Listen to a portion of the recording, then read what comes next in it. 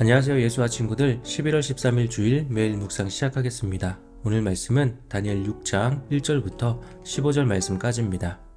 제6장.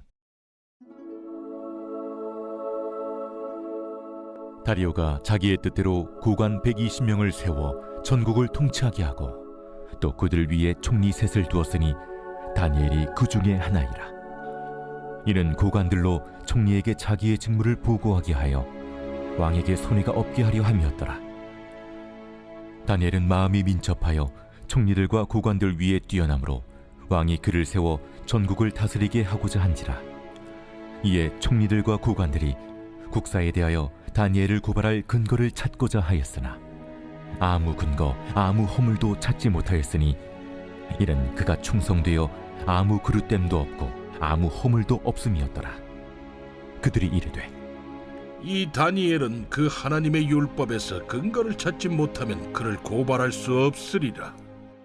이에 총리들과 고관들이 모여 왕에게 나아가서 그에게 말하되 다리오 왕이여 만수무강하옵소서. 나라의 모든 총리와 지사와 총독과 법관과 관원이 의논하고 왕에게 한 법률을 세우며 한 금령을 정하실 것을 구하나이다.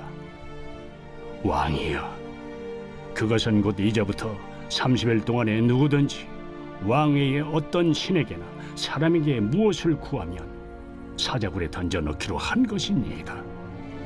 그런즉 왕이여, 원하건대 금령을 세우시고 그 조서에 왕의 도장을 찍어 메대와 바사에 고치지 아니하는 규례를 따라 그것을 다시 고치지 못하게 하옵소서.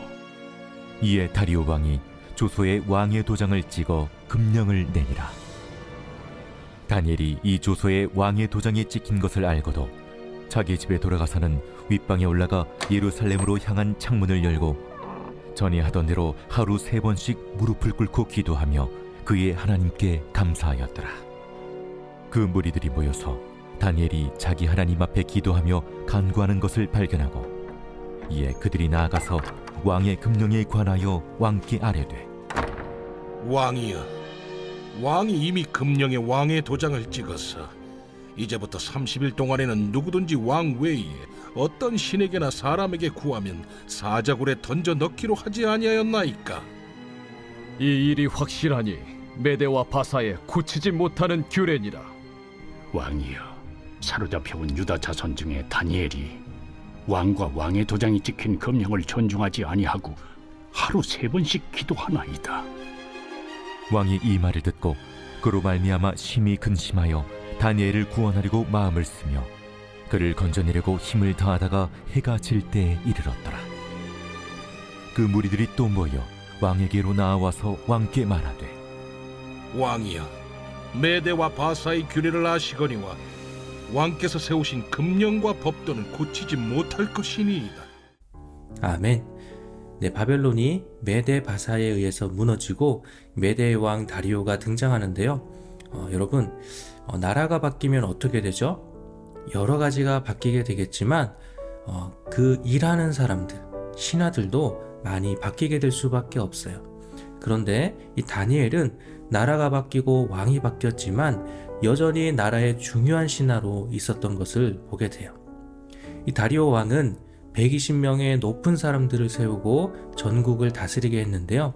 그 120명 위에 3명의 총리를 두었어요. 이 중에 한 사람이 바로 다니엘이었어요. 왕 밑에 3사람, 그 3사람 중에 한 사람이었다라는 거죠. 이런 다니엘을 다른 신하들이 와 하면서 박수 쳐줬을까요? 아니에요. 시기하고 질투했어요. 그래서 뭔가 꼬투리를 잡아서 뭔가 그 자리에서 내려오게 하고 싶었는데 이 다니엘은 아무런 문제도 찾아볼 수가 없는 거예요. 자, 그러지 어떻게 하죠? 다니엘이 하나님을 믿는 것을 문제 삼으려고 했어요. 다니엘이라면 어떻게 했을까요? 더 말씀을 한번 보도록 하겠습니다. 신하들은 다니엘을 어떻게든 죄인으로 만들고 싶었어요. 그래서 그 높은 자리에서 어떻게든 끌어내리고 싶었어요. 그래서 왕에게 찾아가서 새로운 법을 만들자라고 하는데요. 어떤 법이었냐면 한 달 동안 다른 어떤 신에게도 기도해서는 안 된다라는, 무언가를 구해서는 안 된다라는 그런 법이었어요.